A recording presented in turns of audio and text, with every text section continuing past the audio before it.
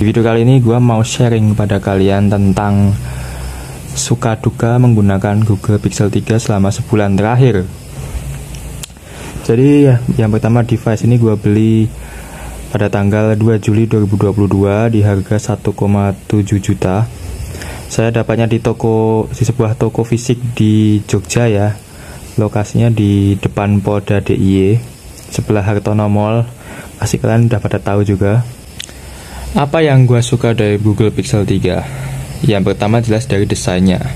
Desainnya ini beneran sleek, seksi, minimalis, tipis, dan sangat kompak ya, karena ini 5,5 inch saja layarnya. Kemudian bezel atas dan bawahnya masih agak sedikit tebal, tapi ya dimaklumi lah, karena itu dia keluaran tahun 2018. Alasan saya pilih warna putih sih ya itu ya, dia manis, dia cantik. Dengan desain dual tone ala Google nih, ada kaca yang matte dan gak mau fokus dia.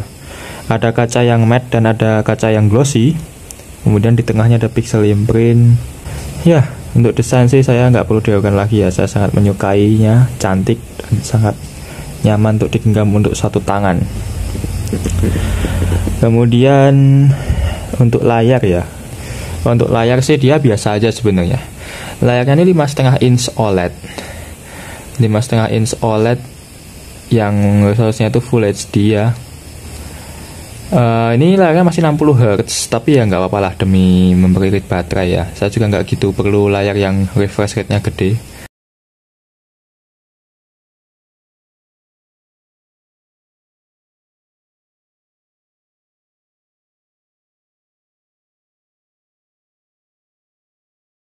Kemudian yang saya suka lagi adalah dual speakernya ya. Speakernya ini front firing, jadi ini atas bawah dan di depan, dia nyemburnya di depan.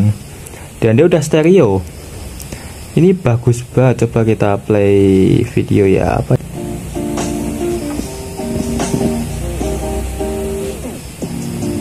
Satu laptop buat banyak skenario. Buat nobar sabi, kerja juga sabi, buat video callan juga sabi. Siapa yang nggak mau kalau punya satu device yang bisa dipakai buat banyak hal? Ini volume belum ada 100% tapi udah kenceng banget. Sekaligus di-cover fungsi device lainnya. Vokalnya jernih, bassnya dapat, dan juga treble, dan soundstage-nya bagus ya. Ini untuk penikmat multimedia, kalau kamu sambil Netflix gitu sih, ini juara banget di Pixel 3 ini. Layarnya juga kinclong abis. Dan satu hal lagi yang saya suka di HP ini adalah kameranya guys. Kameranya ini walaupun cuma satu, tapi dia ini nggak kaleng-kaleng loh. Dengan algoritma Google, dia bisa menghasilkan foto yang jauh lebih bagus dibanding HP-HP 1 jutaan yang merek itu ya, merek Tiongkok yang sudah kita kenal. Ini kameranya punya spek 12 megapiksel, sensornya Sony IMX363 f1.8 dengan dual LED flash. Ini apa sih, gue nggak tahu yang di antara lensa dan flash ini. Kemudian di bagian depan ada juga lensa 8 megapiksel ya, 28 megapiksel. Yang satu lensa biasa dan satu adalah lensa wide. Sedangkan yang belakang ini adalah lensa yang bisa itu ya, tele, 2 kali optical zoom dan lensa biasa. Jadi seperti ini performanya guys. UI-nya seperti ini ya, khas Google kamera. Kalau kita putar ke depan nih. Ya, jadi khas ya. Di fiturnya ada kamera portrait dan ini dia night sight. Sebuah point selling dari setiap Google Pixel adalah night sight yang sangat oke banget guys. Dan video ini bisa mencapai perekaman hingga 4K. Tapi ya buat apa sih kita push ke 4K gitu ya? Kalau gue sih Full HD 30 frame per second dah cukup banget. Kemudian di sini ada modenya, ada panorama, photosphere, Google Lens, dan playground. Hasil kameranya bisa kalian lihat di B-roll.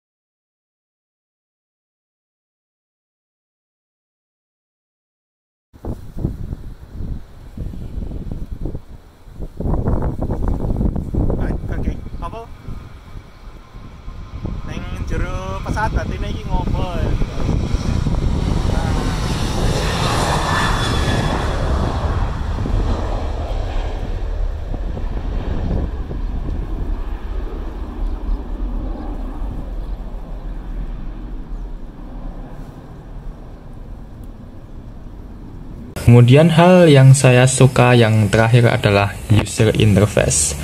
Google adalah smartphone yang ya bisa dibilang iPhone-nya Android ya. Dia itu adalah yang punya Android bisa dibilang, maka Pixel ini adalah salah satu rumah yang tepat untuk software-software Google. Bisa kita lihat ini Android murni ya, stok. Sangat simple dan mudah untuk digunakan. Kita lihat di sini Android versinya 12. Kemudian di bagian sistemnya kita lihat dah nggak ada update ya, karena patch terakhir ada di 5 Oktober 2021. Ini tuh cukup sacet-sacet ya. Ini bisa dibilang, kita lihat nih, kita buka beberapa aplikasi nih, ada setting, kamera, Spotify, Instagram, Chrome, Bluetooth hingga Google Lens. Ini semuanya sacet-sacet nih, masih bisa.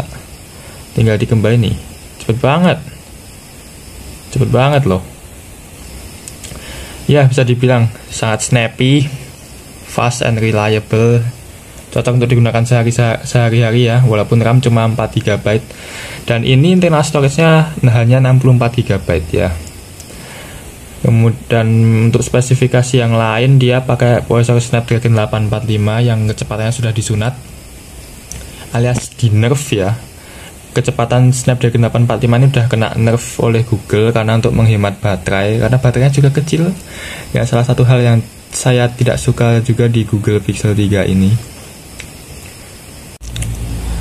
Menurut saya performa Snapdragon 845 di sini sebenarnya walaupun disunat tapi cukup bagus ya, masih bagus untuk menjalankan komputasi sehari-hari ya. Kerja cukup berat, misal editing di CapCut, di VN, atau main game yang cukup demanding kayak Call of Duty Mobile. Itu pernah saya pakai game juga di sini. CODM tuh kuat.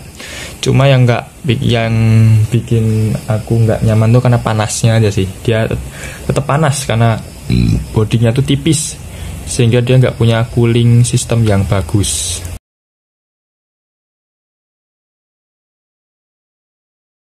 Nah, sekarang tibalah pada hal yang tidak saya suka ya pada Pixel 3. Yang pertama tadi adalah baterai. Baterai di Pixel 3 itu adalah 2915 mAh. Itu kapasitas yang hampir setara dengan iPhone XS ya. SOT di Google Pixel 3 ini tuh hanya bertahan paling mentok 4,5 jam. Ada juga yang 4 jam tergantung pemakaian. Karena ya itu Pixel 3 gak pernah bisa mentok sampai 5 jam kecuali kamu pakai custom ROM ya. Kenapa saya bisa mendapatkan SOT 4,5 jam? Karena saya tidak mengaktifkan beberapa fitur yang berkaitan dengan gestur ya. Kita lihat di sini di gestur. Maaf. Ini dia yang aktif edge-nya hidup, yang tidak aktif itu hanya di flip camera for selfie, one handed, double tap to check phone, lift to check phone, flip to kemudian ada juga yang namanya always on display ya. Always on display adalah biang kerok dari borosnya baterai di Google Pixel. Kalau nggak perlu ya jangan dihidupin, karena ya nggak perlu juga sih sebenarnya. Kalau untuk cuma ngecek jam doang atau notif, saya pakai smart band ya, smart band yang connect di HP Pixel saya ini. Itu baterai itu deal breaker kalau kalian mau beli Pixel 3. Terus yang kedua ada pada video recording. Video recording di Pixel 3 itu beberapa unitnya mengalami masalah yang bernama OIS problem, atau mungkin bisa juga magnetic focus problem. Jadi housing kameranya itu menghalangi cara kerja OIS ya. Kan OIS-nya itu kan hardware. OIS itu hardware. Jadi kalau kita fokus tuh, kalau kita lagi ngerekam video, kalau fokusnya ganti-ganti begini, nah itu dia akan bunyi cerut gitu. Nah itu OIS-nya. OIS-nya yang bekerja. Nah, kalau saya rekam sambil jalan, waktu jalan tuh dia itu memang ada sedikit goyang yang gimana, kayak gempa gitu. Cuma kalau kita lagi diem terus rekam video itu nggak kenapa-napa. Ya itulah problem yang saya rasakan. Tapi nggak selamanya begitu ya. Ada di momen-momen tertentu aja. Nggak selalu dia kayak gitu. Bahkan ada juga unit Pixel 3 punya orang itu ada yang fokusnya ngaco. dia malah fokusnya nggak bisa ngunci, dia malah fokusnya kemana-mana gitu. Itu lebih parah. Itu magnetic sensor sih kalau kasus seperti itu. Cara mengakalinya adalah kamu download yang namanya Google Camera PX atau Google Camera Mode ya. Punya C-Stack atau Nikita itu sudah bisa mampu mengurangi masalah jitter atau kamera shake itu. Dijamin. Saya pernah pakai yang punya C-Stack itu, memang ada perubahannya yang meringankan masalah setidaknya ya. Tapi kalau untuk perekaman kamera depan sih bagus banget, stabil dan tidak pecah ya, aspixel gitu loh. Pengetesan menggunakan Gcam Nikita dari segi stabilisasi, dynamic range masih bagus.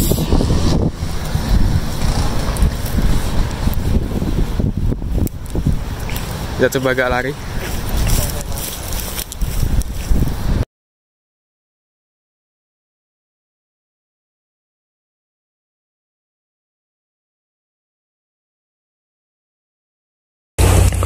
Oke, setelah baterai dan video recording, hal yang tidak enak lagi adalah dia nggak punya headphone jack. Di atas nggak ada, di bawah juga nggak ada. Nah, ini headphone jack yang perlu diperhatikan ini.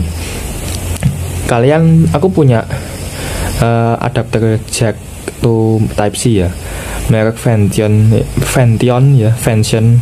Itu harganya yang dulu aku beli itu 26.000. Dan ternyata itu nggak cocok. Kenapa? Karena Pixel 3 tidak memiliki prosesor audio analog to digital atau digital to analog ya. Dia butuh yang namanya chip DAC eksternal. Jadi kalau kalian mau beli converter jack to USB-C, pastikan beli yang di atas, harganya yang 50.000. Kayak mereknya Ugreen ya. Atau Vention itu juga ada yang 60.000, itu saya salah beli. Saya beli yang tidak punya chip DAC-nya.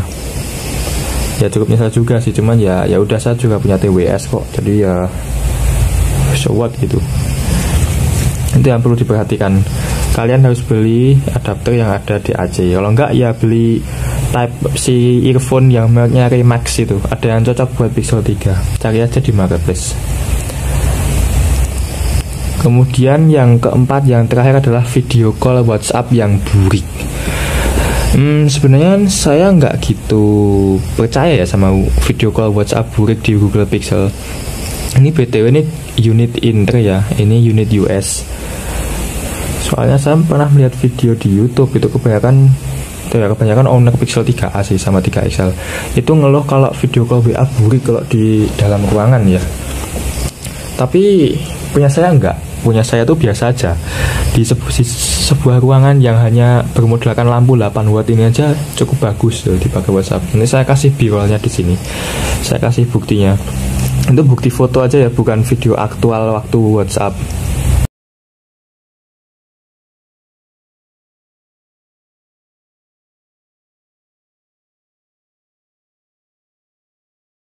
Terus saya itu memberi gambaran aja bahwa di unit saya itu biasa saja, tidak buruk ya, nggak seperti grafik pembunuhan gitu, nggak, masih bisa diterima akal sehat kok. Memang katanya itu video call WhatsApp burik itu karena dia emang ada bug yang nggak bisa diperbaiki oleh Google atau mungkin hardware-nya seperti itu. Jadi ya begitulah. Untuk solusinya bahkan bisa dibilang tidak ada. Jadi ya terima aja lah gitu.